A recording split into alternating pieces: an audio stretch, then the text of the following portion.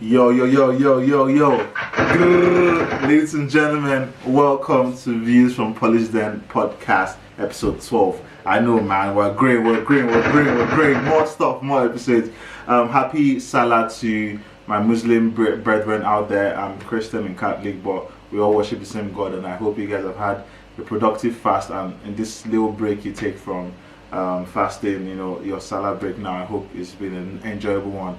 But yeah, so we get into the podcasting, global sounds, industry royalties, and viral chaos. That's what episode 12 is. Literally, man, there's been a lot of viral chaos. I don't understand what's going on in our industry, but it's alright. I'm loving it anyway. But yeah, this week Afrobeat goes global again. Artists are opening up about family, streamers are crashing out for content. Your boy Shanks, boy, like that boy Shanks. I have to give him an applause and a laughter because what he did with crashing out his car was dumb. But anyway, yeah, and the internet is doing what it does best, chaos, literally. From Wizkid linking up internationally to real life relationship drama and industry exploitation, this episode is packed, family. You get me? We're talking new music, Asake's emotional revolution, dangerous content creation, and a court ruling affecting every Nigerian. And you guys need to hear that. I'm a lawyer as well, so I have to plug you guys in with the stuff that's dropping. It's about the culture. But yeah, let's get into it. Okay, so the first track, obviously, what we do here in Views from Pauly's Den podcast is the first thing we do is we cover the music that I've listened to this week, but I feel it's been a banger. So unfortunately I didn't drop on Sunday. It's like I thought a lot of people would be out, it's Salah, to be having a wild time doing their thing. So Monday, when everyone is rested, I thought it's the best time to drop. So I hope you guys are enjoying it. Well, as for last week, the first track I listened to that I really liked is Pongo by Rvssian, Rauw, Alejandro, and Wizkid, man. Big Wiz, no cap, international link, you get me. It's a global collab. They dropped on the 19th of March via Sony Music. It's an instant global buzz, boy. Like, excuse me, guys. It's reggaeton, dance hall rhymes, smooth Spanish flows from Rauw. And then you have Wizkid with the effortless Afrobeat chorus. Like, it was really good to see. A bit of Latin and Afrobeat mix, man. It was really good. This is what global Afrobeat sounds like. Not forced, just natural fusion. You get me? Yeah. I'm just saying, no shade to anybody else. But this was actually really good. Afrobeat's now exploring culture. Afrobeat's now exporting culture, not adapting to it. And that's so dope to see, like, someone on that level and that sort of big brand wants to work with, like, our OG Big Wiz. That's actually beautiful. You guys should go check it out. It's a dope song. The video was shot in a luxurious vintage mansion with sharp fits, steamy dancers, type high energy, really dope vibe, like, trust me. It racked up massive early streams, over 200k plus on Spotify in like hours, and like fast YouTube views. So like, you guys let me know, do you like it? What do you think about the track? And is the future for Afrobeats more global collabs? I would like more global collabs if they make sense. You just can't have global collabs with everybody. It has to make sense and they understand the sound. But this was a hit out of the park. Big Wiz, Rvssian, Rauw, nice one. Rauw, Alejandro. I think I got the name right. Yeah. Let me know. But yeah, so the second track is Kunmie, followed by the second track is Julie by Kunmie. It was a follow up from Kunmie. He had the other track Arike, I think that's the name of the song. That was a really dope song. It was a viral song, blew him out like instantaneously. He was everywhere, boy.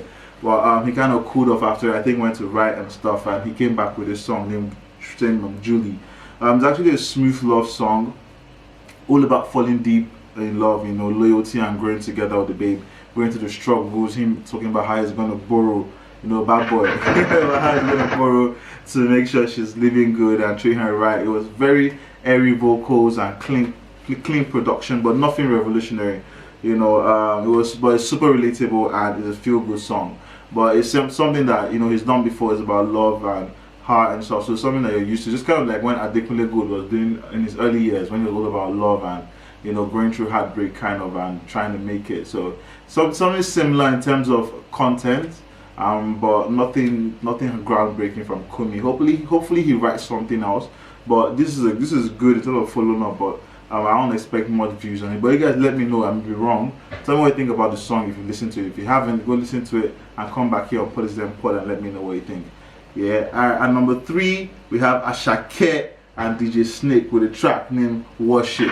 Straight up, Asake is really messing up the game right now with his music. Really good sound, you know, good production as always. He's gone viral with his interview with Koti about a few things that happened recently in his personal life. But that aside, like, he's a really dope artist. And having house, DJ Snake is a house DJ. So Afrobeat and house fusion is a mad thing.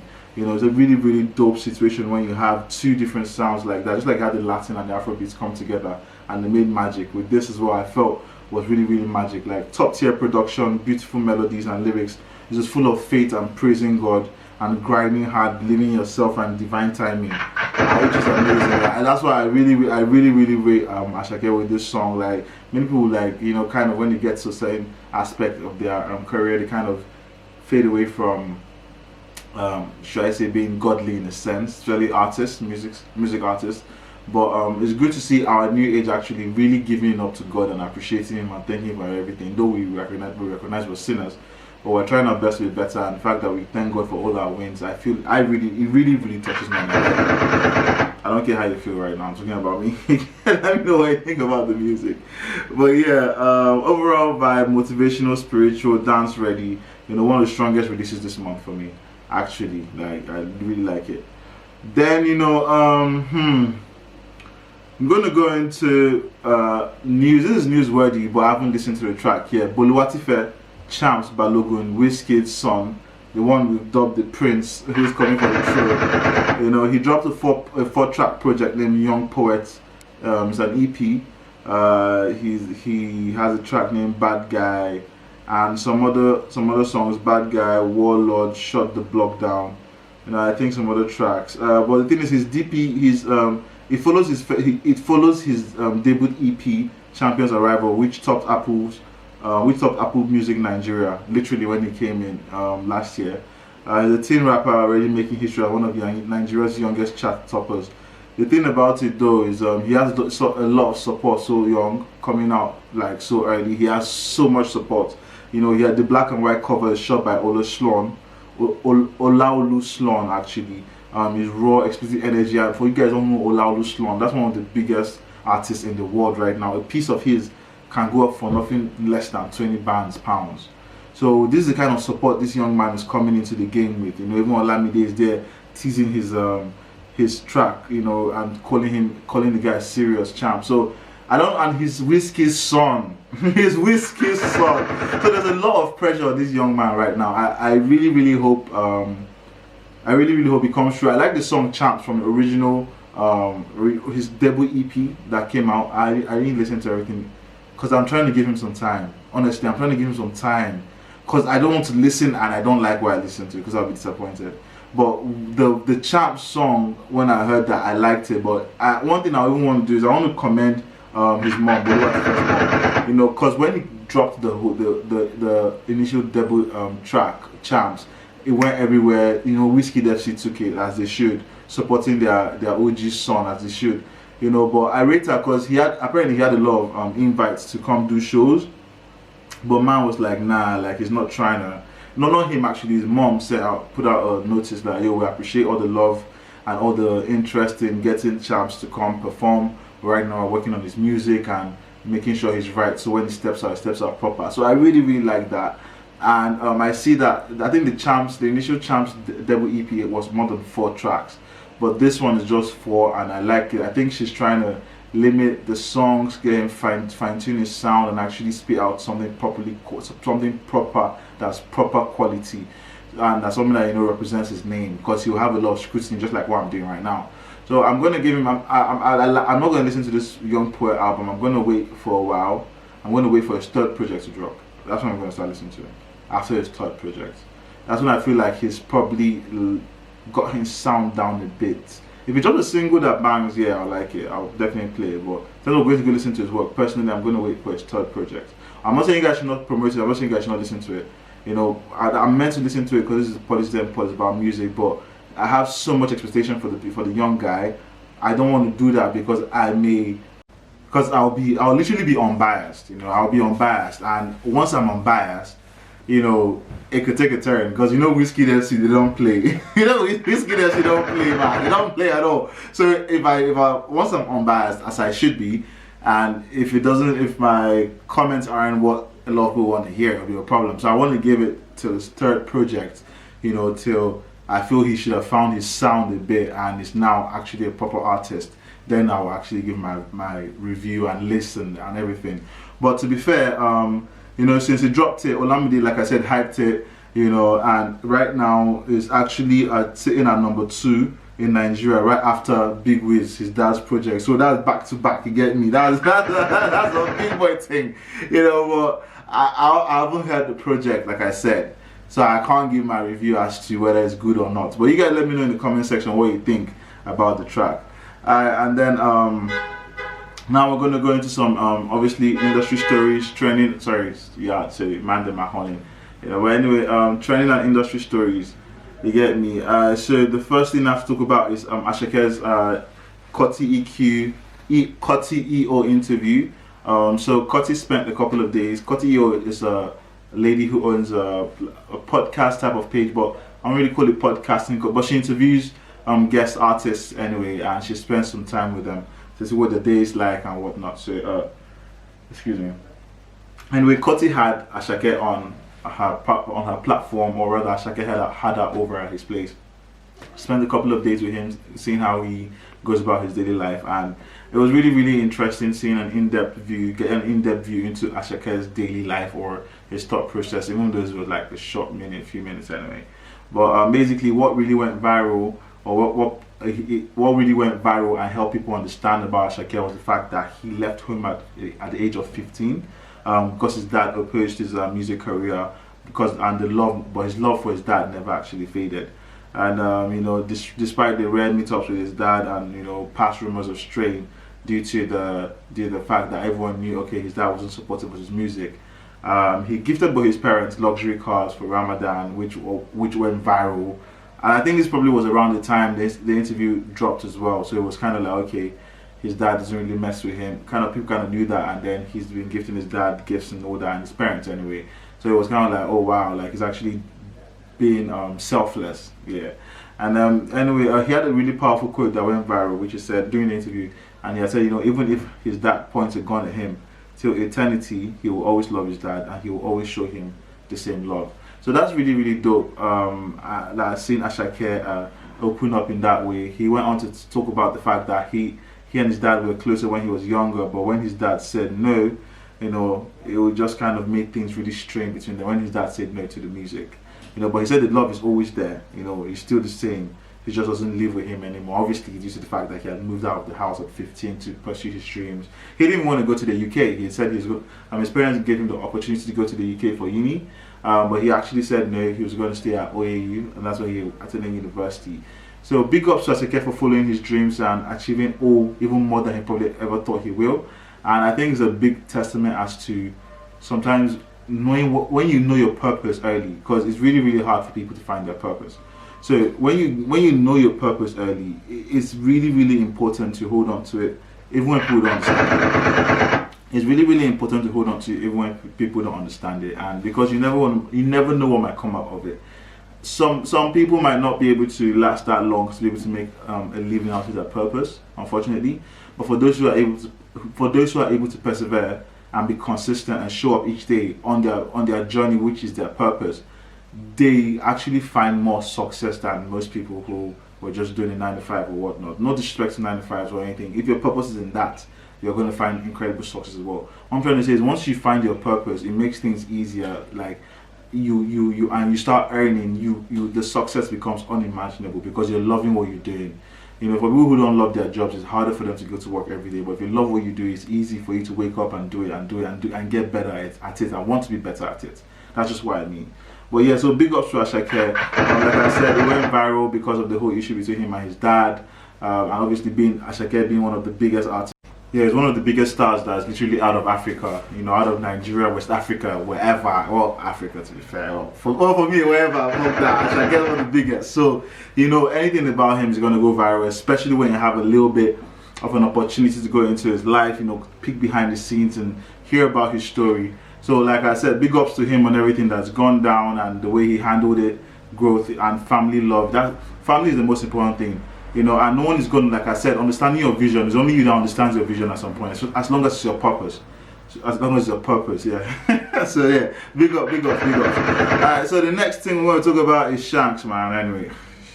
So Shank's the Nigerian streamer. For those who know him, you know, if you don't know him, Shank is a Nigerian streamer that went viral, became popular. Excuse me. Became popular, you know, a few years back. He won the stream a competition in the US done by Kaisina. I think it was Streamers University or something. And it's just been staying viral, staying consistent, staying relevant since then. Excuse me. But yeah, one of the reasons for his relevance, I guess, was he had crashed his car at some point, and he did it again. So he went viral recently. Shank went viral recently again for recklessly driving stunts on the Lagos highway during a live stream, and you know, he crashed his Mercedes while showing off the speed. It was just really dumb. He nearly hit the bystanders, and like, you know, this is his second live stream incident in months, bro. I'm not talking about years. This is like months. You know, fans are divided. Some are calling it content gone wrong. So others are saying he needs to be arrested and persecuted for endangering lives. You know, Shank later claimed it was an old clip or a paid agenda, that but the recklessness is still clearing it. I don't care if it's an old clip, bro. That was dumb. Like, why would you even post it? Like, you knew you were going to get comments on it. Like, you can't even say you didn't know. Like, let's be real. Like, you can't even say you did not even know. And then, you know, saying it's an old clip. If it was the same car that had that you crashed the last time, a lot of people would have noticed it and they would have called you out to do that. Say, oh no, that's the same car. Obviously, it's not the same car, and people are not dumb. So, as if you're saying some AI thing and like they they edited it for you, maybe that's what you're trying to say. But for me, I don't see that, bro. And honestly, I'm not even bit. I'm really disappointed. Like, is it all about going viral at this point? Does content stop being entertainment and start becoming a responsibility? Because why would you go like crash your car, bro? Like, why would you even speed that way? Like, where you headed to, bro? You're not in F1, bro. Like. I was so confused when I saw that video, and like I was really confused and disappointed. Like, what were you doing, man? You need to get it right, because if the cops decide to prosecute you for that, you posted yourself driving recklessly, you can be arrested and prosecuted for that, bro, because you endangered lives, innocent lives, just bystanders that were just standing and watching your stupidity. So if he's right, if Shanks is right that that's old video, is still dumb, but thankfully he did not repeat it. But I don't think it's old, because if it was, in the comment section when the video was posted, people would have called out the fact that it's the same video from the last time. So whatever it is, bro, you need to get your shit together. Honestly, sorry, excuse me for cursing, guys. Like that really. But yeah, anyway, on to the next viral topic, viral thing that went topic. Jarvis literally she reacts to the luxury car that her boyfriend Peller gifted her, and says matching with big money feels like competition. Her stance is men don't need money, they just need respect. Okay. Buying a car, she says buying a car for her boyfriend feels like a competition. Let him show he's the man while I enjoy being his baby girl. I like this.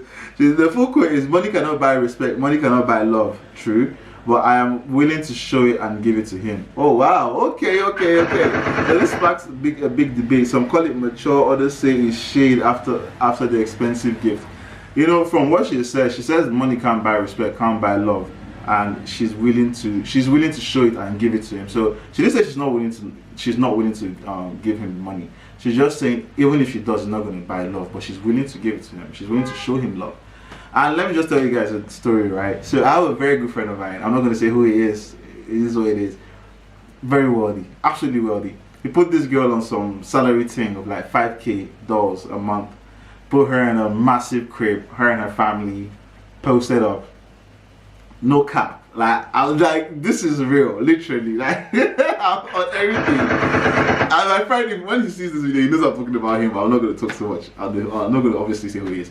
Anyway, yeah, so he put her in this massive crib with her family, got her a GLA, literally a Mercedes GLA, just to use around. Long story short, guys, she creeped around, got pregnant, and it's not for my friend. My friend is one of the most, like, they say, show me your friend and I'll show you who you are.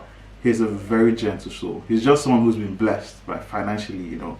And unfortunately, she was not content. So, you know, I'm just saying that to say, I get Jarvis' point. Money doesn't really do nothing. Money, it makes it easier. Money makes life easier. But in terms of love, if she's going to do what she's going to do, she's going to do what she's going to do. If he's going to do what he's going to do, he's going to do what he's going to do. It doesn't matter. You get me? I'm just speaking facts. Like, so I get what she's saying there. But boy, shorty might buy you a car. You finna buy me a car back? Are you crazy? Nah, be hell no. But you know, it's actually, I get a point when I said I'll be like, oh, you ain't talking about your car. You finna buy me boxes, and that's what you ladies do. On Mother's Day, you know, we get, you know, amazing things, gifts. Father's Day, you give them boxers and tie. I'm not a dad, but I've been seeing people complain about it, so it's just hilarious to me. But yeah, so that's my view on the whole Jarvis statement, and I agree with her. I do agree with her. You don't need to splurge money on someone to get them to fall in love with you, because they won't with the money or without the money. But with money, it makes life easier. It makes things easier. But after a while, the money is just going to make. It's not going to think like it's not going to cover you up or make you a different person. The person is going to love with you at the end of the day, aside the money for who you are. If she loves you for the money, she's just going to be there for a while. Once the money is gone, she's gone. He or she is gone. So I support what Jarvis is saying. And then talking about money, some viral clip went online where a Nigerian husband had serious fury over his wife deleting a contact that cost him 7.8 billion naira. So the contact apparently was a deal that that had a deal worth 7.8 billion naira, and his wife deleted it. So in a viral 90-second clip around March 18th, that literally went around, viral, my bad. But anyway, the husband slaps his wife in front of a family member, her brother, I think, after she deleted a business contact thinking it was the other woman. He reveals that he reveals that they lost, as he and her brother lost a 7.8 billion naira deal, and gave her 24 hours to recover the phone number for him to call. You know, it was really deep, because he slapped her a few times, and even her brother slapped her. And I was just like, wow, like that was peak. Because number one, I don't see him hitting her. Like, what is that supposed to do? Is that meant to bring back the number immediately? It's not going to do nothing except some sort of satisfaction that you're never going to get, because you're not getting the number at that point. All you're doing is hitting the lady and venting. And then the other thing at the same time that hit me was like, yo, like, why would she even do that? Like, you're with someone that you don't feel secure enough, you're just going to go through your phone, and then you're just going to delete a number without even talking to the person about it or bringing it up. Like, they're both wrong. She was wrong for what she did, and he and his brother were obviously wrong for hitting her, because I don't support hitting women. I'd rather just walk out of the whole situation. But you know, in that the heat of the moment and all that, I understand him venting but not putting his hands on the woman. And for whatever reason as to why she did what she did, it doesn't justify her going into the phone at all. So this is a really difficult conversation that needs to be had, because where does, you know, personal responsibility come into situations? Because you have made up assumptions about what your partner is doing or whatever may be going on. You've literally cost that man or your partner a potential deal worth billions. So this is what have personal responsibility coming out. Okay, so you've done this, you've committed this action. How am I supposed to react to it then? Am I held to a certain standard by how I react to it? If I hit you, obviously, like what I'm just saying, which is wrong. But then, how do I vent out how it's paining me? Sorry for laughing, but you guys, I'm trying to understand. I'm trying to pay out something for the guy, because you have to have personal responsibility in everything you do. So her actions equated, that's what resulted in his actions.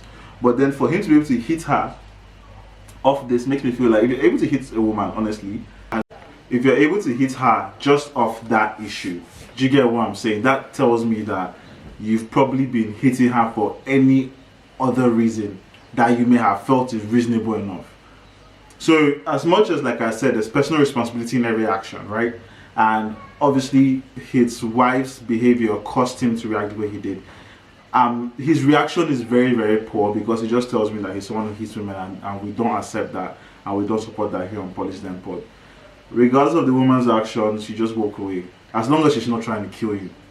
As long as there's no bodily harm being done towards you, just walk away, man. Like, just leave. And yes, okay, this is involving money, 7.8 billion. So you have to put a lot of heat on her to make sure she gets the number back. Or you do everything on your own part to get the number back, and you just leave the relationship, leave the marriage. Because it's gonna be, where there's trust, there's nothing. That's the truth. Like, once you start doing this with trust, bro, like, what are you doing? Like, what are you doing, honestly, at the end of the day? Do you guys get what I'm saying? So I'm not trying to defend the wife's actions, neither am I trying to defend the husband's actions, because they are both extremely wrong. You know, but neither negates the other. What she did was so wrong on every level, costing him, if it's true, we don't know if it's a skit, because even online they're trying to argue if it's a skit or not. But what she did cost him like 7.8 billion naira, like I said. And then you have a situation where what he's done towards her, hitting her and everything, I don't condone that at all in any way. And her brother as well, going ahead to stand there and watch her get hit, that was wrong. Like, no amount of money should be okay for you to hit someone. As long as the person is not harming you, like bodily harm, you know, or trying to kill you, then there's no reason to put your hands on anyone at all. But that being said, yeah, you know, it's actually, like I said, it brings bigger conversations, jealousy, phone transparency, and rash actions during destroying marriages. You know, this whole thing about, you have to respect everyone's phones. Even pastors say it, respect your couple's phone. Like, don't go and be looking for what you find, because if you're looking for something, you find something. Like, that's just what they say, you know. But I believe in transparency as couples, but everyone has the way they move, and that's just it. But me personally, my phone, everything from me is accessible to my woman if I have one. I'm single right now, ladies. Hey, you know, we're trying to. Well, yeah. So well, if I'm in a relationship, you have full access to everything, and we don't condone hitting women over here. But other people don't move that way, you know. I won't be okay with you just carrying my phone to look through it without asking me. But at the same time, I don't have anything to hide, so you're probably always on my phone. So you will not even want to see anything because you know there's nothing there. But for people who value their phone and their privacy, it's a big problem, even they're not doing anything at the same time, you know. So you just know your partner and know how to handle it. And going on to another controversial topic, Papa Ajasco, the actor famously known as Abiodun, the actor famously known as Abiodun Ayoyinka, and that's Papa Ajasco, is a great family icon, family staple icon on our TV. Like, he's kind of like our Mr. Phil, you know, Mr. Phil from Uncle Phil from Fresh Prince of Bel-Air. You know, Mr. Papa Ajasco is a staple dad in like the Nigerian TV show scene, like right from the 80s and them ones. But anyway, so the iconic actor who played Papa Ajasco for nearly 30 years reveals his pay hasn't changed much. Now full-time since retiring 5 years ago, he records only 12 to 13 episodes a year, and his exact quote on earnings are, just take for instance, they are paying me 45,000 naira per episode. Sometimes 60,000 naira per episode now. Back then was 45, now 60,000 naira.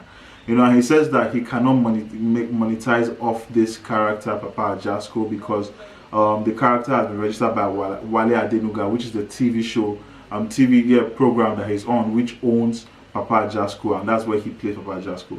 He basically says that character is a very strong character. Anyone that wants to use me outside the character, you know, who wants to use me outside as Papa Ajasco, you know, cannot, because I do not own the name, and I cannot use the name and costume without permission. And his honest admission is he does not even own a car, he does not own a house of his, and it shows how restricted he is from side deals. Like, honestly, hearing this is huge. Like Papa Ajasco, that was like one of the biggest name back then when I was growing up watching TV. You know, he had him and his 3-4 wives, and he was always having issues. You know, Papa Ajasco, family of dysfunction. It was a really, really dope family show. Like really lovely. If you guys have never watched it, if you're watching this podcast across the pond, try and look for Papa Ajasco. It's a fun-filled, you know, family show about love, you know, issues growing up, family issues. But you know, one man with basically 4 wives. So you guys can picture that. But yeah, so it's hearing someone that iconic say that he's being paid 60,000 naira in this day and age per episode, that's disgusting. Well, I didn't know, guys.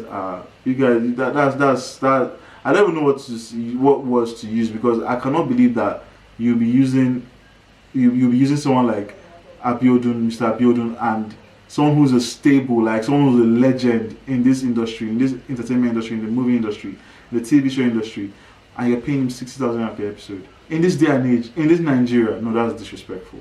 That's so disrespectful. Where our beautiful queen of the box office, you know, is making over $30 billion. Like this is how profitable. I'm not trying to over 30 billion naira.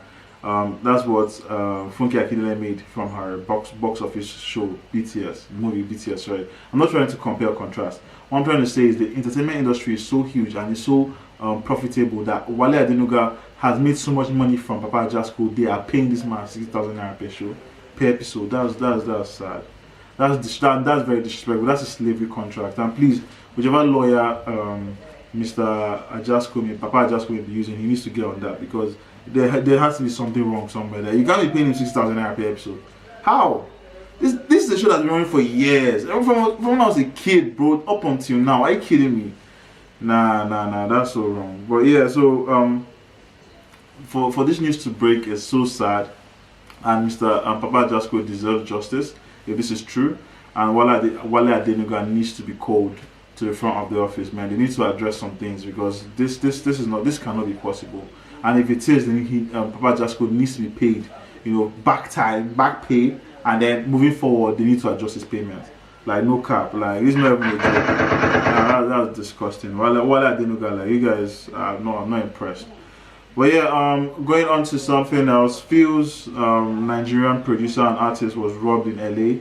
Phil shared on his stories that his wallet, his phone, his Goyard bag, and all bank cards are all gone. On the stories that he shared, he showed a video where the rear window of his car, his SUV, was shattered. And it looked like a car break-in, basically. Like, I think he had left his stuff in the car and gone out and got broken in. Rumors say Kaid, a Nigerian artist, was also another Nigerian artist was also present and affected, but it's not been confirmed yet. Fans have been sending their support, and it's even a reminder that in America, it's not safe. All that valuables are not safe. You have to move smart, like literally. And apparently, there have been a lot of break-ins apparently in that area where Phil's is set up in LA. So I wish Phil's the best, and Kaid, I wish both of them the best. I just hope you guys be safe, stay safe, and stay strapped. Like, go get yourself some, you know, go get your license and go to the gun yard or gun range and go learn how to shoot, and go get you some guns, bro, and put them there. Because this is the States. Follow their laws, and their laws allow you to carry guns as long as you're living there. So do that. Protect yourself, bro. Well, I'm sorry once again. And yeah, going on to the next clip. This is more funny though. This is like this is hilarious. So a doctor, a viral clip has gone viral on social media, on Twitter and Instagram and whatnot. And the clip is of a Nigerian doctor who says that sex while sick can actually help you heal faster. This is a direct quote. This is literally what he said. Don't let anyone deceive you. Having sex when you are sick is very, very healthy. I see you. Very, very healthy. Apparently, he said it's very, very healthy. Sorry. As a matter of fact, it can even fast track healing. Okay, it can even fast track healing, because there are certain things that are called endorphins that are being released, and these things can relieve you from certain kind of inflammations. He put a caveat though. He says he knows that those people that are single will not relate. But if you are not single, please do well to try this and you will see the outcome. It brought up a massive online debate, obviously, about health and, You know, some agree on that, on the science. Some others call it irresponsible advice. Personally, from the little research that I have done, personally, like I just have to let you guys know because I did my little research. Obviously, I have to. But from little research I've done, I'm not a doctor in any way. I'm a lawyer, you know. But from little research I've done, it doesn't apply to all illnesses. Certain illnesses, he's right, you know, because endorphins allow you to release inflammation and a lot of stress is relieved. Whatnot. I'm not a doctor. Please go and cross check it. But yeah, like headaches and certain little ailments can be relieved through sex. You get me? But for proper illnesses and things that are probably life threatening and a lot other illnesses, sex can't do shit about it. So please guys, take whatever you listen to online with a grain of salt, even if it's from a medical professional. Go talk to your own doctors eventually and find out what actually is the truth about what's been said. You know, don't go listen, oh, just because this person say online. You don't even know if that person's a doctor. Just because he has a pair of scrubs on or coat and you know, that whatever those things doctors put on, whatever those things doctors put on their neck, you know, that doesn't mean he's a doctor. So just ask your own doctors, your own medical practitioners and whatnot, all these questions, just so you are sure about whatever you're doing with your body and whatnot. Yeah, so going on to another controversial topic, like this is internet chaos. Like remember I told you one of the parts of today's episode is internet chaos as well. So this is just internet chaos. Apparently Segun Johnson, who is an artist, he's in the news now. A lady who claimed to be his ex for over 13 years. Is going viral because she went on TikTok and made a video stating that after 13 years, Mr. Segun Johnson broke up with her through a voice note. You know, she's a UK-based lady, and she claimed on TikTok, like I said, that she dated the Nigerian singer and hype man Segun Johnson for 13 years. He convinced her to quit her job in the UK and moved to Lagos so they could settle down. After his birthday and her arrival, he flew back to the UK and ended it via. He flew back to the UK, and when he came back, they had an altercation or a disagreement rather over a gift that he had received while he had traveled that she noticed. And then from questioning about the gift and whatnot, he sent her a voice note on WhatsApp ending the relationship. You know, but the thing that she really harped on was the fact that he told her to come back from the UK, move back to Nigeria immediately. She left a new job she just got, you know, in the UK, left it, arrived in Lagos, and all of a sudden, 360. I'm sorry. I'm sorry. But yeah, so basically fans have been reacting, you know, heartbreak over the cold breakup after years and relocation. You know, in that situation, I really feel for her if what she's saying is true, because all this is alleged, and Mr. Segun Johnson hasn't come out to deny or say the claims are a lie. But based off this, what we have right now, I would just like to say that it's quite disheartening and quite sad when you invest in someone and then it turns out that you've literally just been fooled, or you've literally wasted all this time. And 13 years is a long time. She did mention that they were on and off throughout this 13 years. They had been on and off, but he kept coming back and everything. So I can see that, okay, what is really irking her is, look, I've gotten a great job. I've gotten myself sorted out, and literally you're saying, oh, you're doing good, things are getting better for you, and you need your woman with you here in Nigeria and all that. You know, yes, this takes me back to personal responsibility. I brought up in the other topic about the lady with the 7.8 billion who deleted her husband, the contact that apparently was a deal that had a deal worth 7.8 billion for her husband. So personal responsibility is very, very important. Yes, Mr. Segun Johnson allegedly did convince this young lady to leave the UK and move into Nigeria so they could have a life together. But her deciding to leave the UK, where she had a great job that she had just gotten everything lined up, and moving to Nigeria for someone based off a promise, I feel is very, very irresponsible. That's where personal responsibility comes into. emotions are there. Don't get me wrong, guys. I've done a lot of things for love myself. Like, best believe I've done I've done a lot of things. Like, I've done a lot of things for love. Like, I'm not gonna lie. I've done a lot of things for love, and it's an emotion that you can't really control. It controls you most of the time. Controls most people. For the ones who can control their emotions, they're very rare, and kudos to them, you know. So I understand that, you know, she could have just been in love and believing everything she's saying, but also that doesn't take away her personal responsibility.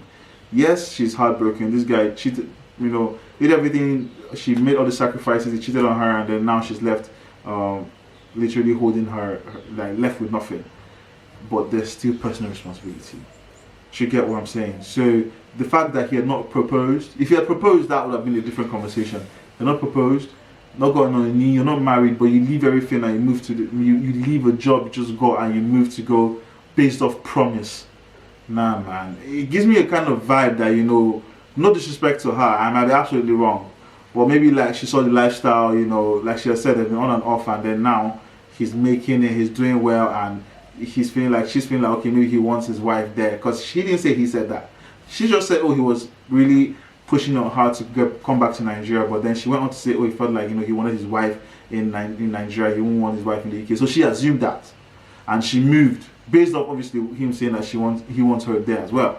But she assumed he wanted a wife. I don't think he said he wanted a wife. But anyway, going that far, making such sacrifices for this person and not having anything, like I said, personal responsibility. Do you get what I'm saying? Personal responsibility is very big on it. He didn't propose, like I said. You guys were not married. He just left on a promise, on an assumption that you had based off his promises. That's very sad. As unfortunate and as sad as it is, I don't feel like there's anything Mr. Segun is expected to do right now, because he's made his choice, he's made his decisions. As disappointing as it is, and yes, he will regret it eventually. Hopefully, you know, you would hope so. You know, the person that gets hurt hopes that the person regrets it. But really, I'm not wishing bad on anyone. But based on this topic, it's disheartening that this has happened to her. I just hope she gets herself together, gets her life back, move back to the UK. You can reach out to the job, see if you can get your job back or get another job. Just take it as a life lesson. Always invest in yourself. I had to learn that, literally. It was really hard for me. I was someone who used to prioritize other people before myself, but I had to learn how to put myself first. It's not been easy, but I've had to learn to do that. So people have got to learn how to do that at some point. Well, especially when you're building yourself, when you're growing. You can't be putting someone else before you without any proper commitment. He didn't make any proper commitment. All he did was promise, take you out, you know, date you. He didn't propose. You guys were not married, nothing. So as sad as it is, this is where full personal responsibility comes into play for me, and she needs to take the L on this one and just lick your wounds, fly out of the country, go chill in the UK, maybe take a flight or wherever to Spain, somewhere, chill for a few months, go back to the UK, start your life again. Take it as an L. You know, you'll be good. He'll come back eventually, but you just do your thing. You'll be good. Trust. But now, with that being said, oh, once again, sorry about that, my love. Yeah, sorry. But yeah, this is something else, another topic I found really interesting, and I really think Nigerians need to understand. I will be glad to hear this. Is the Nigerian courts, the Nigerian Federal High Court, worry, just in the name of justice, Hailadzira Nganjiwa has ruled as of March 17th that Nigerians can now record police during stop and searches. And this judgment was gotten because of the suits filed by a lawyer called Maxwell Nosakhare, and that Nosakhare Owaifo.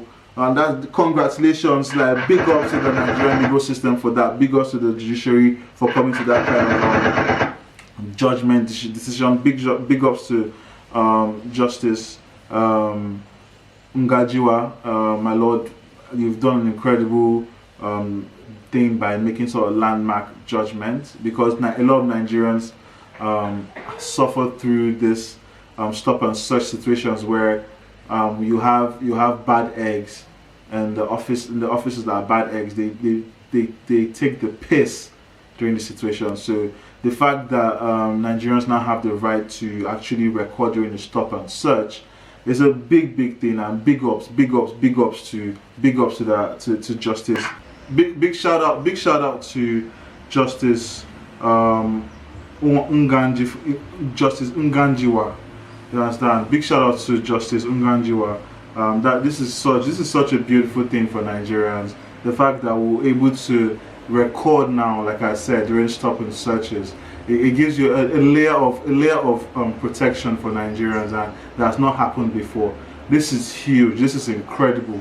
So congrats to Nigerians in general, man, and that this is huge. Like, big congratulations to the judge for doing that. You guys outside Nigeria and across the pond might not understand how important this judgment is, but for we Nigerians, this is everything. So once again, big ups. But yeah, now we're on the last topic. You get me? On the last topic, guys. Okay, so it's VDM and Madam Tracy. I'm sure a lot of you guys have been following it. I'm quite sure. So let me just try and cover it. Let me just try and give you guys the background of what happened. So there's a businesswoman called Tracy Ohiri who accused the Minister of Works, Mr. David Umahi, of allegedly owing her 25 million naira for 2015 campaign materials that she had done for him during his campaign period for elections, but she was never paid for it, allegedly, what she claims. And then she also threw out claims of sexual harassment and whatnot, which was never proven. You know, and then she later on was arrested for defamation, and then she later retracted all her statements in the video, and then later claimed afterwards that it was scripted under duress by her lawyer, Mr. Marshall, who is also simultaneously VDM's lawyer. you guys see the problem, right? Okay, so activists jumped in. You know, this was before the whole Marshall situation, before the whole Marshall problem. VDM had come in when she had made the initial video of crying about the money and, you know, the other allegations that she made. VDM came in and he promoted the video and all that, and that's how he got involved. And that's how his lawyer got involved, because he had initially got involved and he promoted the whole situation and spoke about it. And then when she got arrested for defamation, VDM stood in as a surety for her bail, and also, like I said, amplified her story. And then Sowore also jumped in the situation and confronted Umahi, Mr. Umahi, at the police headquarters when he went to go talk about what was going on, or present himself to the police for the whole case and everything. And then this went on, and Barrister Abubakar Marshall mediated, who is the barrister that is in the whole controversy right now. He mediated the whole issue and helped secure a $70,000 peace payment from a third party. Who now, this third party apparently was tied to the minister, but this is all apparently. But $70,000 has been confirmed that this was given to the lawyer to give to Madam Tracy as, you know, for peace, a payment of peace, but not an admission of guilt, just for peace to reign. Now, $70,000 is at this current rate over 110 million naira, and her initial complaint was that she had used 25 million naira to basically do all the campaign materials for the minister at that time in 2015. But right now, what she got is $70,000, which is 110 million naira. So even if we were to say, you know, let me continue first. Okay, so the beef exploded this past week. This was March 20th to March 23rd, which is literally today, Monday. It exploded this week when Madam Tracy posted multiple videos calling VDM a liar, a big fat liar, and a political tool, accusing him of sending assassins to to assault her and whatnot, with an alleged screenshot of it, you know, where she was being threatened that assassins were out for her, and she then lashed at Marshall, stating that he had coerced her to make that video initially, like she had stated, and offered to return the $70,000 back, saying she won't take it. Now here's the I'm sorry guys, I had to take a breather. You get me? Like, here's the thing. VDM clapped back hard in a viral video. And he basically said, "Dear Madam Tracy, I have watched the numerous videos you have made in the last 24 hours. You are not a good person. You must be a very greedy person and evil. God help you, Madam. You're a very, very evil person." VDM also went on to explain what had happened and how she apparently did not have any sort of proof for any of the allegations that she was making against Umahi. She did not have any proof for it. But because of how loud her allegations were and how she presented them, the VDM's lawyer, who he had involved, Mr. Marshall, felt that there might be some legitimacy to this, and he was determined to at least get her some sort of reprieve for obviously the work he feels she actually put in. And he felt like she might be saying some truth at least, even though she might not have had any proof.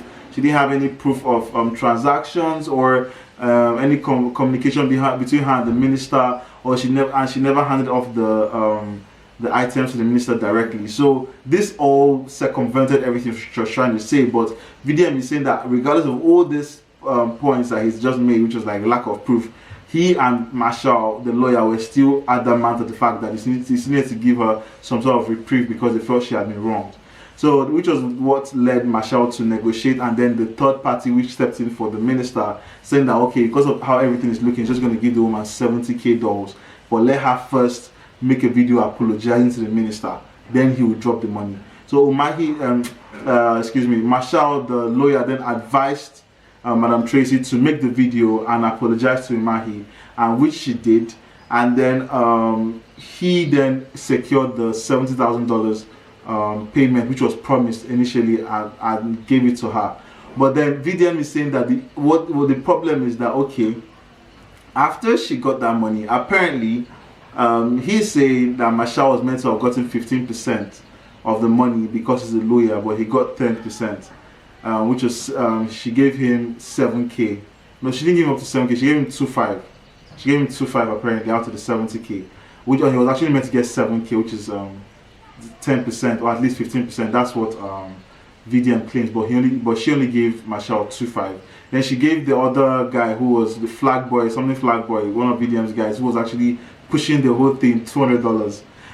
You know, so VDM is saying she's a very wicked woman, and then that went on for like, and then after a while, when she saw that VDM had just secured a case for another case where someone had come to him complaining about being duped over land and losing over 600 something M, he had dealt with that, and that the person who was involved had dropped his cars which were worth the amount, and then had also dropped 200 something million, but was going to drop an extra 100 something million naira for damages, which was secured by Marshall. So VDM is saying that despite how this woman is greedy and everything, how if she's evil in what she did in terms of after she got the money, but what's pissing him off is when she saw that he had actually helped someone secure a larger amount, which was different because that's that person's story. She felt that she's entitled to that amount because she had a certain amount of 300 something M in her head that she was meant to get from the whole thing, but she only got $7,000, which equated to about 110 million or so. So he's saying that because she had that number of 300 something million and she didn't get that, and seeing someone else get more than they expected, she got jealous and then decided to lash out and do all these things. You know, in my own view, you know, it's actually quite funny. You know, it's quite hilarious because he even went to say that she collected the $70,000 on March 12th, but gave the helpers peanuts, like I said, and then she started to do her drama and right after his other post, like I said. And then VDM, but here's the funny thing, VDM literally said that, Madam, he said you returned the $70,000. We haven't received the alert yet. You want to style us? Return the money. And then he posted up an account number. Energy. That's hilarious. That's actually hilarious. You know, but it's so funny because even like the public reaction has been crazy. VDM's critics, like I was saying, sorry, VDM's critics are using this as the best opportunity to obviously go at him, like they finally found a reason. You get me, like VDM no finally fuck up. But you know, at the same time, you also have VDM fans that are like really riding hard for him and calling her really greedy due to the nature of how everything has presented himself, or how and they followed VDM fans usually follow everything, so most of them have followed it from the jump, and they're like, no, this is just being greedy. Now, personally for me, right, I feel like, yeah, Madam Tracy is reaching. If I'm being honest, I'm a lawyer. First things first, you guys should understand I'm a lawyer. Yes, entertainment, this is a thing now, podcasting, this is my thing, and you know, that's what we do. I'm the good. Now they work with you. They work with shows like Fowles would say, but it doesn't negate the fact that I'm a lawyer. And as a lawyer, yes, your lawyer is entitled to a certain percentage of deals that they handle. 10%, depending on what you guys agree on. But most times, nothing less than 5%, 10%. Like that's usually the normal amount that a lawyer will collect. Now, anything higher is not really done, but based off agreement, it could be possible. I don't know, maybe other lawyers do, I can't tell. But with that being said, you know, that's irrelevant because, sorry, I'm so sorry, excuse me.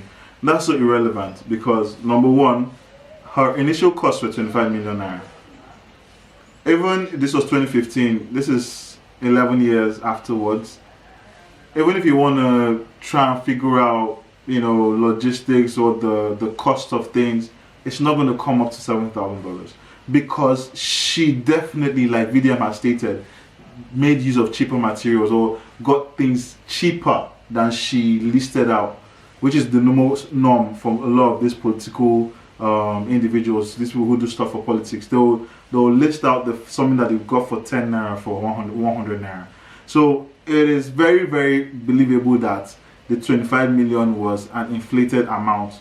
Whether it was done or whether it was an inflated amount or not, Shisha was owed that. That's what VDM and Marshall literally settled on that. Look, we're gonna say she's owed this. Now, with that being said, even if you were to bring it to this year, she's not getting up to 110 million. If you decide to pay 25 million or 50 million, no one will say anything because she has no proof. That's what people are forgetting. Like, this is very key. Even if she'd have gone to court, right, she would have had to have brought proof of transactions, conversations, and the individual that took it. Unfortunately, if none of that could be tied to the Minister of Works, Umahi, then her case would have faltered in court. Like VDM rightly stated, the only reason she seemed to have gotten this 70K was because of the embarrassment that was coming along with the whole Umahi situation, because he's a minister and it was quite embarrassing. And then he had someone who felt the need to step in and say, you know what, just hold this money, which translates to 110 million naira. Do you guys get what I'm saying? So even at that, she has earned. She's been wronged, allegedly. She's been allegedly wronged, but right now she has actually earned the profit. So coming out and, you know, bashing the lawyer, bashing people who helped her, I felt was very, very, very, very, very, very ungrateful. That was so ungrateful. And you guys know I will criticize VDM if he does something wrong. Most people have expected me to use the opportunity to say, oh, you know, finally, nah. This is right is right, wrong is wrong. I'm with you when you're right, and when you're wrong, I'm gonna call you out. This is BS, Madam Tracy. Nah, I'm telling you as a lawyer. As a lawyer, I don't know what any other lawyer is telling you. I'm telling you as a lawyer, you are wrong, madam, because you don't even have a case. If this would have gone into court, you would have not gotten up to this amount because you cannot prove anything. You had no proof as to anything. That's the main part. If you had proof, as you claim you do, then this would not even be a conversation to be had, because Barrister Marshall would have gotten you probably even more if you had proof. But the fact that you don't have proof, like, it's unfortunate that you didn't, and unfortunately for you met people that are kind enough saying, you know what, I don't want to be embarrassed too much, let me just give you something to go, it's okay. Do you understand? And what you don't understand is, the bigger the amount, the more money the lawyer makes. So it's up to Marshall's, up to Barrister Marshall's benefits. Rather, it's more to Barrister Marshall's benefits if you get more money. Do you understand what I'm saying? Because if you get more money, he gets more based on the percentage. Do you understand? So you can't be coming at him that, oh, he's in cahoots or whatnot, when that's the amount that you've been given, and he has come out to debunk everything you said, and they won't ask you to send the money back. You see, with that, you're just embarrassing yourself, like, and doing dance videos, and like, you're both just gaining traction on this topic. But like, really, Madam Tracy, that was so ungrateful, and you owe VDM and Barrister Marshall an apology. you owe them a sincere apology, because they had no reason to help you. They did. When you were picked up by the cops, if VDM and Sorry and everybody didn't pull in there, who knows how long you'd have stayed in that place before you came out. Like, I'm not saying it's right, but it's the truth. This is the country we live in. So you owe VDM a big apology. You owe him a big apology. Honestly, I don't know the whole Mr. Umahi thing. I don't know what's going on, but you've been given $70,000, which is way more than your initial cost. You're way more than your initial expenditure cost, and even for me, way more than what you'd have gotten if you were going to court.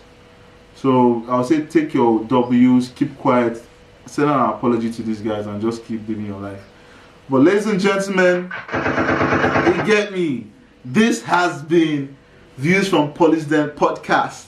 You get me, episode 12. You know how we do it. The vibes. But I'm so grateful you guys really joined this episode. I hope you had a great time. You know, we had crazy topics, you know, right from going from global music, you know, from Wizkid with Rvssian, all the way down to controversial topics now with VDM and Madam Tracy. So I hope you guys had a lovely time on our podcast, episode 12. Enjoy the music, tune into the drama, and love me talking, you get me. But please make sure you like, subscribe, and share. Make sure you let your people know, man. Tune in, episode 13 is coming in very soon. Merchandise is available now, guys. You get me, the merch is available. So hopefully the next podcast, no, probably next couple of podcasts, I'll start wearing the merchandise. So yeah, look out for that. Make sure you tune in, make sure you share with your friends. I really appreciate you guys, and thank you guys for joining me on this journey so far. It's been amazing to see you guys in every single episode with your comments. Not a lot of comments, to be honest, but please comment, guys. Please add more comments. But for the followers, I really appreciate you. The new followers, thank you. For the ones that have been following, thank you. And the ones that are watching, liking, subscribing, or everything. So as long as you're supporting the podcast in any way, shape, or form, I really appreciate you guys. Thank you guys for tuning in. It's your humble host, Paul Angya Jr. or Paul Angya Jr. from Paulys Den Pod, or Views from Paulys Den podcast. And I'll catch you on the next episode. You get me?